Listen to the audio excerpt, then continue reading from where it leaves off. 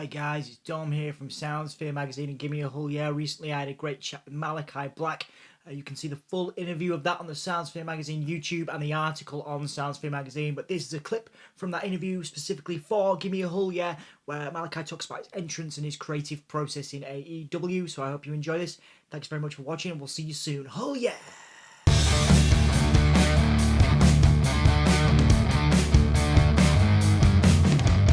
And I have a good think tank of people around me as well, and like guys like Buddy and Brody, have good vision too. Like it's definitely, three guys that absolutely help me amplify things that I think and help me think about moving on. Like it's no longer one guy with a brush; it's three dudes with a brush, and then obviously Tony holds a brush, and then the people that were involved with, they're holding brushes, and it's like, how do we paint this picture so we can all use the same colors and still paint a different picture that displays the same to an audience, Yeah. And that doesn't go smooth ever. It shouldn't. It should, but that's the thing. It should not, because if it were easy, everyone can do it, right? Yeah, yeah. Good point. Yeah, absolutely, absolutely. And I mean, 4 or 5 more questions now, man. I do want to ask you, because something interesting about your character. You're one of the only people I've seen that's taken elements of what they've done previously in previous companies and been able to interject it into your, you have the eye, for example, that is changing and growing, and obviously you don't need to go into it as much as you wish to, but I wonder how important is that art of, because I feel like it's an art with you, and correct me if I'm wrong. I feel like long-term storytelling and the telling of a story to an audience, because it does tie in with what you were doing before in the in WWE and NXT. Sure. But what you're doing now is it's a long-term thing, and people believe in it. Brody was saying how much he believes in it, and it just seems like there's a real story here. And I wonder, to me, it's an art form. As a fan, to me, I think you look at it like an art form. Am I wrong? How does that feel if I say that to you? No, you're not wrong, but it's not for me to say it's an art form. That's Okay. for other people to say. I approach it like I would approach a good show, Yep. or a movie that has sequels, or a comic book that has different story elements, right? Mhm. Continuation is what draws people in. And a good movie is a good movie that will stand the test of time, and it will come down to the details of what we tell. And it's not always that like things are being appreciated in their time. And the funny thing is, Heyman used to tell me this all the time, is like, you think too much outside the box and people aren't ready for it. And I think slowly but surely now, people are slowly coming around to what I'm trying to do and have a sense of intrigue with it. Because, if I look at our TV numbers, if I look at our merchandise numbers, we're doing really well for as limited as we've been, to be honest.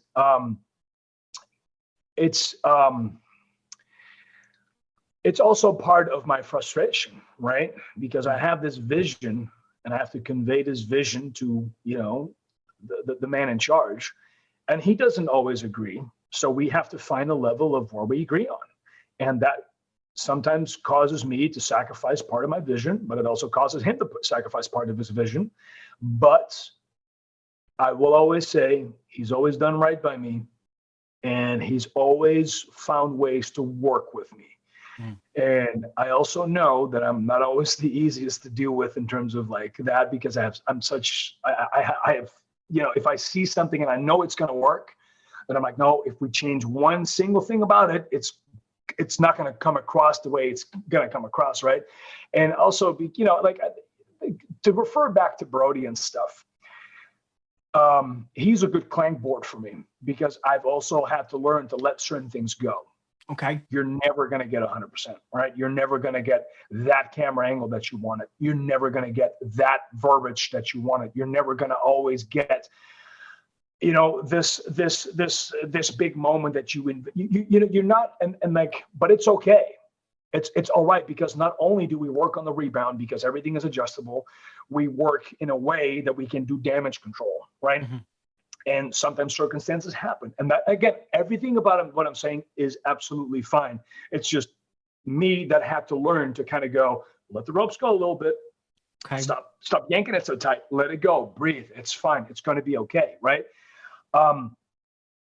It's going from feeling that I was never that I was never in control in prior, from coming out of NXT where I was almost completely in control, because Hunter was really someone who worked with me and would just say, what do you want to do? How do you envision this? This is the story that we have mapped out. How do you see it happen? Right? Yeah.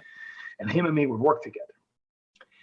To go into the main roster, where there's a lot of people with their hands in the pot, trying to, stir the best dishes and trying to cook the best meals. Yeah. But there is one main cook that has a vision, and it's very difficult to get him to, remove him from his vision. And it's not up for me to say if it's bad or good. I just know that it didn't work for me. It was something that I couldn't really work with. So then going to AEW, where I had complete range of control, to having levels of control, to now having that same cooperative relationship that I had with Hunter that I have now with Tony, right? And something that I'm very grateful for. Yeah, absolutely. It's just that for me and Tony, we both sometimes have to find the ground on which we think is going to be the best for the audience. And I think we've done a really good job so far, but it's a learning curve for everyone, right? Yeah. Like, this is Tony's first ever go at a wrestling company, and look what he's done. Yeah. Look at the audiences, look at the people he has in his locker room. And that's a testament of how committed he is and how much he loves what he does, right? And it's the same with me. So we share a big vision together. We share this idea that this is a good business and that we both love the business and that we want to do business. And then like having this idea for the House of Black, and then we coincide this whole thing together, and we created this thing, and it's like it's a powerful thing. I mean, it's a crazy feeling to accomplish something like that, and then it's like, well, what do we do now? You know what I mean? And that's where we were for a little bit. We're like, what do we do now? Because hey, guess what? Hey, yeah, it worked. Yeah. Shit. What do we do now? You know what I mean? So, but now I really think that we found it, and the coming weeks, the coming months, hopefully will be a good representation of that. And I'm very thankful for Tony for giving me this platform and for allowing me to, have guys like Brody and Buddy at my side, and allowing us to have a really good communicative relationship with him, and throwing ideas back and forth and getting his feedback. It's just it's a very pleasant relationship. Very pleasant relationship. That's good to hear, man. That's really good to hear. And I've only got a few more. Thank you so much for taking out so much time for me today, man. Wanted to ask the entrance, okay? Like, for you, is it about the atmosphere? Because that is, and I'm not blowing smoke up your ass here, man. Like, I am a fan of wrestling, but a fucking beautiful entrance. Like, Sure. The atmosphere is, again, spine tingling. We talk, the hairs on the neck.